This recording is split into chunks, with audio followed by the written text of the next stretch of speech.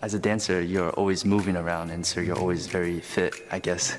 So usually when you eat, you could eat like whatever you want. So it doesn't really matter. You could just, eat whatever you want. So most exciting time is like lunchtime? Yeah, when you eat.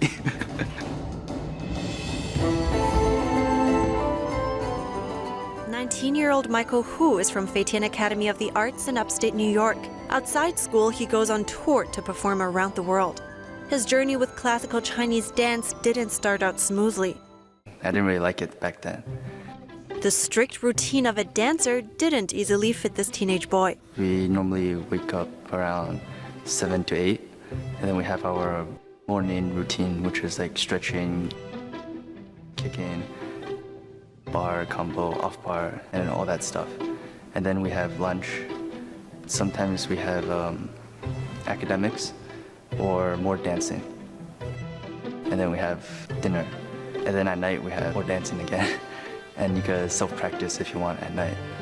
All that stretching paid off when he started learning techniques.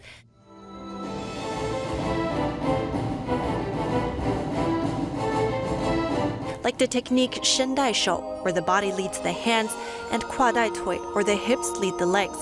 These skills were once lost, but they're believed to reach the highest realm of artistic refinement. So you first use force from your body right here, then it goes all the way into your hands. It's like the girls' water sleeves. Like they do this, and then the sleeves go out. He said this technique helps make the movements longer, bigger, and more beautiful on stage. Hu was born and raised in the US. He says at first it was hard for him to grasp some of the elements of classical Chinese dance. The teachers are always talking about the inner meaning, but I'm like, where's the inner meaning? But through studying it, entering the minds of characters he has to portray on stage, he began to get it. In the dance piece he prepared for this competition, Hu will play the best-known tragic hero in ancient China, xiangyu. The cultural icon is portrayed in countless Chinese novels, poems, operas, and dramas.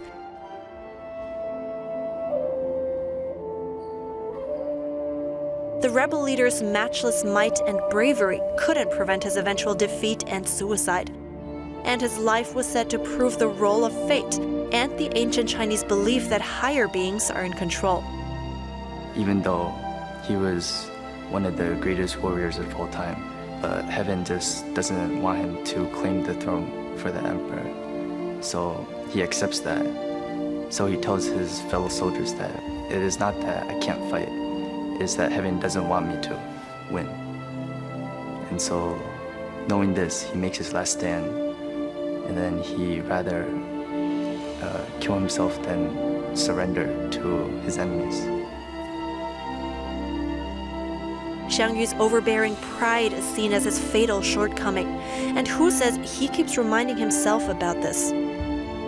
One thing is you have to be humble, because there will always be something higher above you.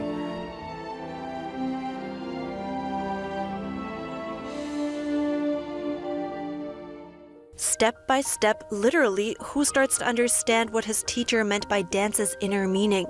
Like, one movement could be done in multiple ways, all based on each person's personality. Each movement you do, you're basically trying to put your emotions with your movements. Hu says the dance training also improved his inner world, something his parents took note of. They notice that you become a better person, more tolerant, because after all the stretching you've gone through, you know what a lot of pain could feel like. And so you start to think like small things, they're really not that painful, and that it's really nothing.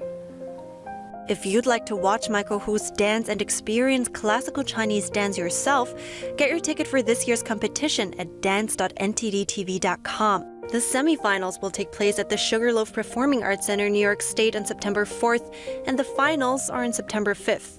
You can also watch our live stream on ntd.com.